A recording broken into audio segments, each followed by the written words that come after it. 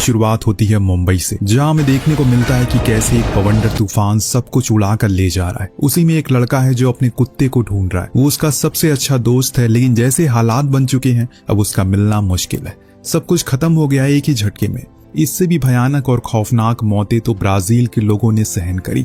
जब वो लोग आराम से बीच किनारे गर्मी में मजे ले रहे थे तो उसी समय समुंदर से उठी एक हवा उनकी तरफ आने लगती है। पहले उन्हें लगा शायद बारिश का मौसम होगा, लेकिन ये उनकी मौत थी। समुंदर से उठी वो हवा खून जमा देने वाली ठंड से भी ज्यादा थी और लोग खड़े खड़े जमना शुरू हो जाते हैं। किसी को कुछ भी समझ नहीं आ रहा है कि हो क्या रहा है। एक लड़की जो खुद की जान बचाने के लिए दूर भाग रही है, उसके पीछे एक उड़ता हुआ प्लेन आकर गिर गया जो बर्फ में जमकर शीशे की तरह टूट जाती है। उसके टुकड़े हर जगह फैल गए। दरअसल ये दौर है 2019 का, जब दुनिया के हर हिस्से में कयामत बरस रही थी। जहां से सुनामी नहीं आई तो वहां पर सूखा पड़ गया, जहां सूखा नहीं पड़ा तो वहां इतनी ठंड पड़ गई कि लोग खड़े खड़े जमने लगे। कहीं पर खून खौला देने वाली गर्मी थी तो कहीं पर खून जमा देने वाली ठंड। पूरी तरह से अब ये समझ में आने लगा है कि रहने लायक अब एक जगह नहीं बची है। इसी बीच 27 देश आगे आए जिन्होंने यूनाइटेड नेशन में मीटिंग रखी। इन 27 देशों ने इस आपदा को झेला, जिसमें भारत भी होता है। सभी ने अपनी बातों को रखा, फिर आपसी सहमति से एक फैसला लिया। सभी देशों ने अपने सबसे होशियार और काबिल साइंटिस्ट की टीम बनाई और उस टीम का लीडर होता है टोनी हैंस।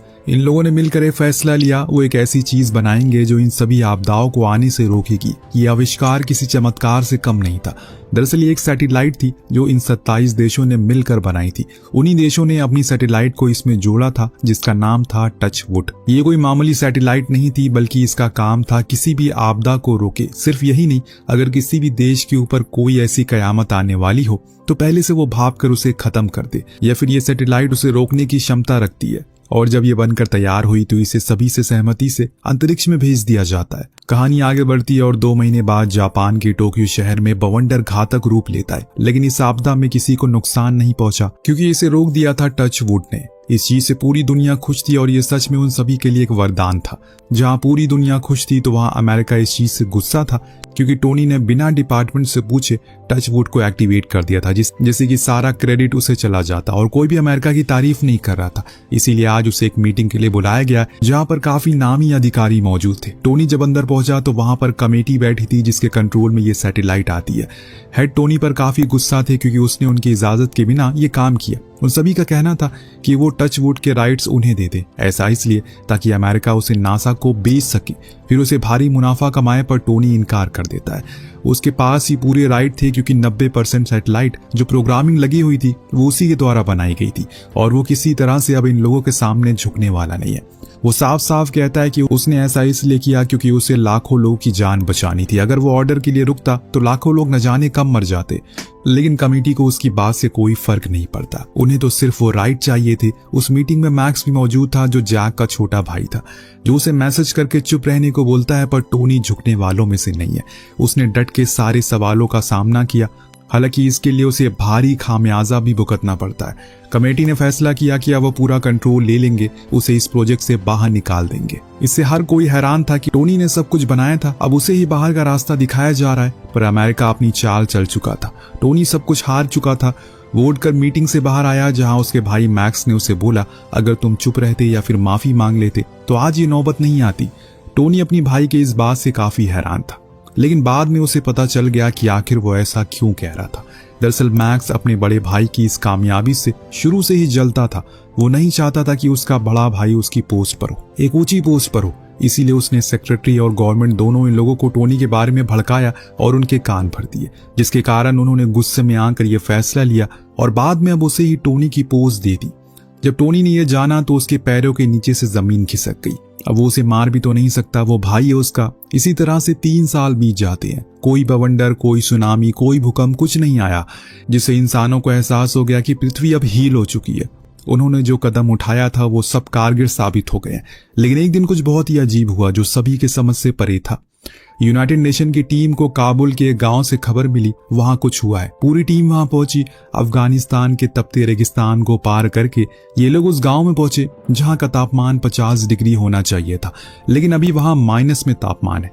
जी हाँ, पूरे गांव के ऊपर बर्फ की बारिश हुई, जिससे जो जहां खड़ा था वहीं जम चुका है। लोगों की खड़े खड़े मौत हो गई। कैप्टन इस मंजर को देखकर हैरान थे। भला ये कैसे मुमकिन हो सकता है? आसपास सोल्जर ने जब छानबीन की तो पता चला कि ये कल रात ही हुआ है क्योंकि बर्फ अभी ताज़ी थी। फौरन प्रेसिडेंट को वीडियो बनाकर भेज दी गई। जब कैबिनेट ने इस वीडियो को देखा तो उनके भी होश उड़ गए। उन्हें लगा शायद सैटेलाइट में किसी तरह की कोई गड़बड़ी आ गई है जिसकी वजह से वो काम नहीं कर सकी। अमेरिका के ऊपर अब सभी की नजरें हैं क्योंकि वो ही इस सैटेलाइट के मालिक हैं। मैक्स बोला कि हमें किसी को जल्द से जल्द स्पेस में भेजना चाहिए ताकि वो गड़बड़ी को ठीक कर सके, पर सेक्रेटरी ने उसकी बात को काट दिया और बोला कि ये सिर्फ जैक ही कर सकता है। उसे इस सैटेलाइट के बारे में सारी जानकारी है, वो ही इसे ठीक कर पाएगा। लेकिन खुद सरकार ने उसे निकाला था तो वो उसे वापस कैसे लाएंगे। मैक्स इस चीज की जिम्मेदारी लेता है और वादा करता है कि वो किसी भी कीमत पर उसे वापस लेकर आएगा। बाद में हम देखते हैं कि वो अपने भाई से मिलने गया। उसे बोला कि उसे उसकी जरूरत है, वो टीम में वापस आ जाए, लेकिन वो उसकी बात शुरू होने से पहले साफ इनकार कर देता है। अब उसका बर्ताव अपने भाई के प्रति बिल्कुल बदल चुका था। जब से उसने वो चाल चली थी तब से वो उसे नफरत करने लगा है। लेकिन मैक्स उसे अपनी बातों के जाल में फंसा लेता है। उसका कहना था टचवुड में खराबी आ चुकी है और उससे कुछ लोग भी मारे गए, लेकिन अभी तो ये शुरुआत है। अगर इससे ज्यादा लोग मारे गए तो पूरी जिम्मेदारी तुम्हारी ऊपर आएगी क्योंकि तुमने ही इसे बनाया था। टोनी सोच में पड़ गया, पर दिल पर पत्थर रखकर बोला कि ठीक है, मैं आऊंगा।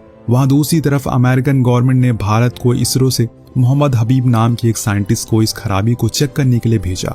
तो उसने पूरी सैटेलाइट की जानकारी को एक हार्ड ड्राइव में कॉपी कर लिया, फिर उसे एक सेफ जगह पर ले जाकर रख दिया। परंतु जब वो एक पैसेज से गुजर रहा था उसी समय सारे दरवाजे अचानक से बंद हो गए। हबीब डर गया कि ये क्या हो गया। उसने तो कुछ नहीं किया, अचानक प्रेशर इतना बढ़ गया कि वहां की खिड़कियां टूट गई। तेज हवा के चलते वो वहां से उड़कर बाहर चला गया, जिससे उसकी एक दर्दनाक मौत हो गई। लग रहा है जैसे मानो ये किसी ने जानबूझकर किया, और ऐसा किसने किया ये आपको आगे पता चलेगा। फिलहाल अभी हम चलते हैं हांगकांग। गर्मी बेहद ज्यादा बढ़ गई है। जो लोग वेदर काउंसिल में काम करते हैं, जब वो कुछ सामानों को लेने के लिए ग्रोसरी स्टोर पर गए तो बार बार उसकी बिल्ली फ्रिज में जाकर बैठ जाती है और उसे बड़ा ही अजीब लगा। अंडों को लेकर जब वो बाहर आता है तो एक झटका लग गया, जिससे कुछ ही अंडे जमीन पर गिर गए और उनका वही आमलेट बन गया। इस कदर गर्मी यहाँ पर बढ़ चुकी है, लेकिन अभी तो कुछ और भी होना बाकी है। इससे पहले कि वो गाड़ी में बैठता, लोगों की चीखें सुनाई देने लगी। वहां की जमीन पर लावा बाहर आने लगा था। ऐसा लग रहा है कि वो किसी ज्वालामुखी पर खड़े हैं। अचानक तापमान 100 के पार पहुंच गया। 2 हिस्सों में जमीन बढ़ गई और बीच में से किसी गर्म तपता हुआ लावा बाहर आने लगा। लॉन ने अपनी कार को फुल स्पीड में किया और उसी लावे के बीच से होते हुए आगे आने लगा, लेकिन पीछे लोग मर रहे थे। वो चीखें उसकी कानों में गूंज रही थी। न जाने कितनी लोगों की गाड़ियां उस दरार में चली गई। ऊंची ऊंची इमारतें भी अब ताश के पत्तों की तरह गिरने लगी थी। लॉन जैसे तैसे करके ब्रिज के इस पार आ गया, जहां का तापमान एकदम नॉर्मल था। ऐसा लग रहा है कि मानो यहाँ कुछ हुआ ही ना हो, सिर्फ उसी जगह पर यह चीज हुई थी। ये खबर आग की तरह फैल गई। टोनी को इमरजेंसी में स्पेस जाने को कहा गया ताकि वो जल्द से जल्द उस गड़बड़ी को ठीक कर सके। जाने से पहले वो अपनी बेटी को गले लगाता और उससे वादा करता है कि वो जिंदा वापस आएगा, वो बस उसका इंतजार करे। रॉकेट में बैठकर वो ऊपर स्पेस स्टेशन में पहुंचा, जो उसने खुद ही बनाया था। वहां पर हर देश के लोग थे, जैसे कि आपको पता ही है, पर एक कमांडर थी जो सब कुछ संभालती है। उसने टोनी को टीम से मिलवाया। टीम को उस हांगकांग में हुई चीजों के बारे में जानकारी थी।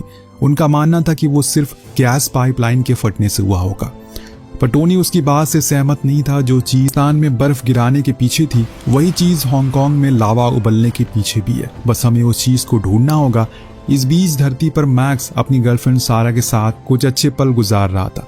दरअसल सारा सीक्रेट सर्विस में थी और इन दोनों की मुलाकात व्हाइट हाउस में हुई थी पहली बार। अचानक तभी मैक्स के पास लॉन का कॉल आया, जिसने बताया कि जो हादसा उसके शहर में हुआ था वो किसी पाइपलाइन के फटने से नहीं, बल्कि टचवुड में जो गड़बड़ी आई है उसके कारण हुआ है। लेकिन मैंने जब चेक करने की कोशिश की तो किसी ने मेरा अकाउंट ही डीएक्टिवेट कर दिया। ये सुन मैक्स हैरान रह गया। जब उसने अपना अकाउंट चेक किया तो उसके साथ भी यही सेम चीज थी। उसे लगा शायद ये सरकार के किसी अंदरूनी आदमी का काम होगा, जो गड़बड़ी को छुपाने के लिए सब कुछ कर रहा था।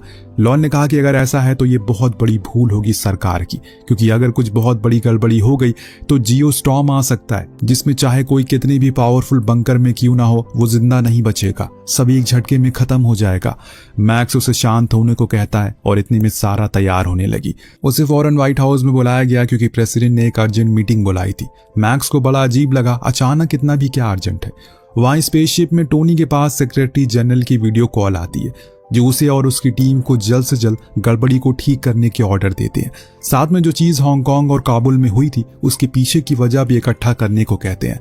टोनी उन्हें यह भी बताता है कि उनकी टीम का साइंटिस्ट मारा गया, न जाने क्या वजह थी उसकी मौत की। अब ऑर्डर मिलने के बाद टोनी पूरी तरह से सतर्क हो गया। सबसे पहले उन सारी सैटेलाइट को वो चेक करना शुरू करता है जिन्हें जोड़ा गया था। उसने सभी को बड़ी बारीकी से जांचा, किसी में कोई खराबी नहीं आई थी। तो वह मेन सैटेलाइट को चेक करने गया। उसके हाथ एक बड़ा खुलासा लगा। किसी ने इस टचवुड को कुछ इस तरह से सेट कर दिया है कि काबुल में गर्मी की जगह बर्फ गिरे तो वहीं हांगकांग में बर्फ की जगह गर्मी हो। कमांडर को समझ में नहीं आता कि ये किसका काम हो सकता है और इसके पीछे क्या मकसद है। इधर हम पृथ्वी पर देखते हैं लॉन जब अपने ऑफिस में काम कर रहा था, अचानक से सारी लाइट ऑफ हो गई। उसे आशंका हुआ जैसे कोई आ रहा हो, इसीलिए वो फौरन छुप गया। उस जगह से जब बाहर देखा तो पाया कि कुछ लोग सूट में आए हैं जिनके साथ कुछ हथियार बंद भी है। वहां काफी सिस्टम थे जिन्हें उन्होंने सिर्फ उसके पीसी के सारा डेटा को चुराया, फिर वहां से फौरन चले गए। लॉन को समझ आया कि ये हैकर हो सकते हैं, इसीलिए बाहर आकर उसने तुरंत मैक्स को कॉल किया जो सारा के साथ था। वो उसे कुछ घंटे में न्यूयॉर्क मिलने के लिए बुलाता है क्योंकि उसके हाथ में कुछ ऐसी चीजें लगी है जो सब कुछ साफ कर देगी। मैक्स के पीछे सारा भी थी तो वो उसे घबराया हुआ देखकर उसके साथ चलने को बोली। दोनों 4 घंटे बाद लॉन के पास पहुंचे, पर वहां जब लॉन रोड क्रॉस कर रहा था तो उसके पीछे खड़ा एक आदमी उसे जानबूझकर कार के आगे धक्का देता है, जिससे वो वहीं तड़पने लगता है। वहां इतनी भीड़ थी कि मैक्स उस आदमी को देख नहीं सका। हर तरफ अफरा तफरी मच गई। मरते मरते भी लॉन मैक्स को उन हैकर के नाम बताने की कोशिश करता है, लेकिन उसकी जबान पर वो नाम आए उससे पहले ही उसका दिल रुक गया। मैक्स लॉन की मौत से पूरी तरह से टूट चुका था क्योंकि वो उसकी आखिरी उम्मीद थी, लेकिन उससे पहले वो उसका एक अच्छा दोस्त था। उस हैकर का नाम एक राज बन के रह गया। इधर हम टोनी को देखते हैं जो अपनी टीम के साथ स्पेसशिप में हर चीज की जानकारी ले रहा है। तभी उसे इंडियन साइंटिस्ट का ख्याल आया जिसकी पिछले हफ्ते मौत हो चुकी है। उससे पहले उसे यहाँ भेजा गया था इस गड़बड़ी को ठीक करने के लिए। जब उसने उस दिन का सीसीटीवी फुटेज को खंगाला तो उसे पता चला कि हबीब ने सिस्टम के सारा डेटा को एक हार्ड ड्राइव में ट्रांसफर किया था जिसे उसने किसी जगह पर रखा था। टोनी के लिए वो हार्ड ड्राइव काफी काम की हो सकती है। वो उसे ढूंढने में लग गया, लेकिन हबीब ने वो कहाँ छुपाई है ये पता लगाने में काफी मुश्किल हो रही थी। शायद उसे पता चल चुका है कि अगर उन लोगों के हाथ ये लग गई तो पूरी दुनिया खत्म हो सकती है। काफी जद्दोजहद के बाद टोनी उस हार्ड ड्राइव को ढूंढने में कामयाब हो गया। जब कमांडर ने उसे सिस्टम में लगाया तो जानने को मिला उनके होश उड़ गए। किसी ने सैटेलाइट को हैक कर लिया और कुछ इस तरह से सेट किया है कि काबुल में बर्फ गिरे और हांगकांग में लावा। ऐसे ही बाकी देशों में भी होगा। जो चीज वहां मुमकिन नहीं है वहां वही चीज होगी। यहाँ तक कि उसने सभी अकाउंट को भी बंद कर दिया है जिन लोगों के पास इसका एक्सेस था। ये जानकारी मिलने के बाद टोनी के होश उड़ गए कि भला ये कौन कर रहा है। तभी उसके दिमाग की बत्ती जली। उसने अपने खुद के देश के प्रेसिडेंट पर शक हुआ। ये काम उन्हीं का हो सकता है। ऐसा करके वो दूसरे देशों को कमजोर करना चाहते हैं, फिर उनके ऊपर अपना कंट्रोल बनाकर इस पूरी दुनिया को कंट्रोल में लेना चाहते हैं। खैर ये तो आज के समय में भी हो रहा है। तो अब टोनी इस चीज के बारे में मैक्स को बता देता है। हालांकि उसे प्रेसिडेंट वाली बात पर तो यकीन नहीं था, लेकिन हैकर वाली बात पर उसे भरोसा था क्योंकि लॉन भी कुछ ऐसा ही बोलने की कोशिश कर रहा था। वो अपनी एक खास मित्र के पास पहुंचा जो एक काबिल हैकर थी। अब मैक्स ने उसे अपना अकाउंट जो फिलहाल उसके कंट्रोल में नहीं था, लेकिन जितनी भी चीजें उसके एक्सेस में थी उसे देखने के बाद वो साफ साफ कह देती है पूरे टचवुड को हैक कर लिया गया है। किसी ने इसके अंदर एक खास किस्म का वायरस डाला है जिसे अब सॉल्व कर पाना बेहद मुश्किल होगा। हो सकता है कि अब बहुत देर हो जाए। लड़की ने बताया कि ये किसी पॉलिटिकल पावर का हाथ है क्योंकि ये काम आम इंसान तो कभी नहीं कर पाएगा। मैक्स को ये समझने में देर नहीं लगती कि जिस चीज को किसी समय में इंसानों को बचाने के लिए बनाया गया था वो अब एक भयानक हथियार में तब्दील हो चुकी है। टोनी ने जो कुछ भी कहा था सब कुछ सच निकला। वहां टोनी के लिए मुश्किलें बढ़ती जा रही है क्योंकि अभी उसके पास एक नोटिफिकेशन आई है जिससे पता चला है कि अब टचवुड के ऊपर कंट्रोल उसका खत्म हो चुका है। यहाँ तक कि जो उसमें 27,000 छोटी छोटी मिसाइल लगी है उसे भी वो कंट्रोल नहीं कर सकता। मतलब अब साफ है तबाही आने वाली है और जल्दी ही आने वाली है। टोनी ने फौरन मैक्स को वीडियो कॉल करी और सारी चीजें समझाने की कोशिश करी। वो साफ कहता है कि इसका अभी सिर्फ एक ही उपाय है, उसे इस पूरे टचवुड को रीसेट करना पड़ेगा। ये मुमकिन ही नहीं है क्योंकि इसके लिए उसे प्रेसिडेंट की 10 उंगलियों के प्रिंट चाहिए और रेटिना स्कैन भी चाहिए। उसके बिना वो सैटेलाइट में कोई बदलाव नहीं कर सकता। पर टोनी ने बताया कि अभी तो ये मुमकिन नहीं है क्योंकि प्रेसिडेंट दौरे पर गए हैं। और जब उसने कहा कि टोनी को पूरा यकीन हो गया इसके पीछे प्रेसिडेंट का ही हाथ है क्योंकि ऐसे समय पर उन्हें कौन से देश के दौरे पर जाने की जरूरत पड़ गई जब सभी देश खुद अपनी चीजों से परेशान है। टोनी मैक्स का साथ देने को राजी हो जाता है। वो प्रेसिडेंट की हर छोटी छोटी चीजों पर नजर रखने लगता है। उसने सारा से भी मदद मांगने की कोशिश करी, लेकिन वो ये कहकर इनकार करती है कि उसे उसके भाई पर जरा भी भरोसा नहीं है। वो उसके लिए अपनी नौकरी दांव पर नहीं लगाएगी। स्पेसशिप में अब माहौल बहुत ज्यादा गंभीर हो चुका है क्योंकि एक के बाद एक अलर्ट आने लगे थे और सबसे पहला अलर्ट जो हमने देखा वो था रियो डी जनेरियो। यानी कि ब्राजील, जहां लोग आराम से सनबाथ ले रहे थे कि तभी उनके सामने समुद्र पर एक ठंडी हवा का झोंका आया। ये हवा इस कदर ठंडी थी, जो लोग इसकी चपेट में आए वो सब मारे गए। तो वहीं एक तरफ मैक जो अब सीधा फ्लोरिडा पहुंचा, जहां प्रेसिडेंट की इलेक्शन स्पीच थी। हजारों की तादाद में लोग वहां मौजूद थे, सारा भी वहां थी। अब मैक्स ने सेक्रेटरी को पकड़ा और उसे विस्तार में बताया कि अब टच वुड कोई वरदान नहीं बल्कि एक हथियार बन चुका है। हमने उसे ऊपर सारा कंट्रोल खो दिया है, पूरी दुनिया के ऊपर तबाही का खतरा है, जल्दी सब कुछ खत्म हो जाएगा। सेक्रेटरी को उसकी बातों पर यकीन नहीं था, लेकिन जब मैक्स ने सारा डेटा दिखाया तो उसके होश उड़ गए, उसके चेहरे के हाव भाव बदल गए। उसने ये तक कह दिया कि ये सब अनजान ने नहीं बल्कि जानबूझकर किया जा रहा है, इसके पीछे किसी बड़ी पॉलिटिकल पावर का हाथ है। सेक्रेटरी ने हैरानी से पूछा कि आखिर तुमने ये सब कैसे पता चला। उसकी ये बोलने की देरी थी कि तब तक मैं समझ चुका है कि ये ही लोग इन सब चीजों के पीछे हैं, और खुद सेक्रेटरी भी समझ चुका था कि अब मैक्स उनके लिए बहुत बड़ी परेशानी बन चुका है। उसे रास्ते से हटाना होगा और इसीलिए वो उसे बातों में उलझा कर एक कमरे में ले गया।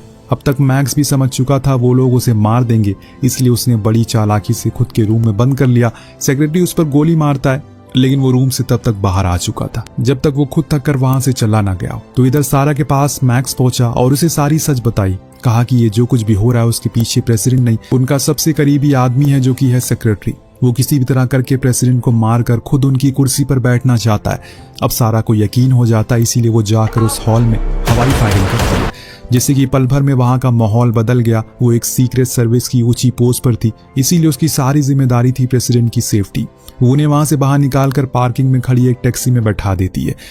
उनके साथ मैक्स भी था। रास्ते में वो प्रेसिडेंट को सब कुछ बता देता है, जो जानकर वो खुद हैरान थे। इस बीच मौसम अब बड़ी तेजी से बदलने लगता है। आसमान में बिजलियां कड़क रही थी, जो इस बात का संकेत थी अब जियो स्टॉर्म आने वाला है, जो सब कुछ तबाह कर देगा। जब डेकॉन को पता चला कि मैक्स और सारा को लेकर भाग गया तो उनका पीछा वो अपने आदमियों को लगा देता है। इधर टोनी मेन सैटेलाइट पर मौजूद जितने भी लोग होते हैं उन्हें जल्दी से दूसरी सैटेलाइट पर जाने को बोलता है, क्योंकि टचवुड अब किसी भी समय फट सकती है, क्योंकि उसने ऑटो जनरेट कर दिया है। तो अगर जियोस्टॉर्म जैसी कोई चीज आएगी तो टचवुड खुद ब खुद फट जाएगी। इस हलचल के दौरान उसे पता चल जाता है कि ये वायरस किसने डाला। ये काम इसी स्पेसशिप में मौजूद एक इजराइल साइंटिस्ट का था, जिसको डेकॉन ने $4 बिलियन दिए थे। ये काम करके तो टोनी फौरन उसके पास पहुंचा। उसे पता चल गया इसे सच पता है, इसीलिए उसने उसके ऊपर बंदूक तान दी। दोनों के बीच में लड़ाई होने लगती है। टोनी ने उससे पूछा कि भला तुमने क्या मिलेगा करोड़ों लोगों को मारकर। तो उसने कहा कि वो अपने देश के लिए कर रहा है, ताकि डेकॉन जब प्रेसिडेंट बने तो अमेरिका और इजराइल दोनों ही इस दुनिया पर मिलकर राज करे।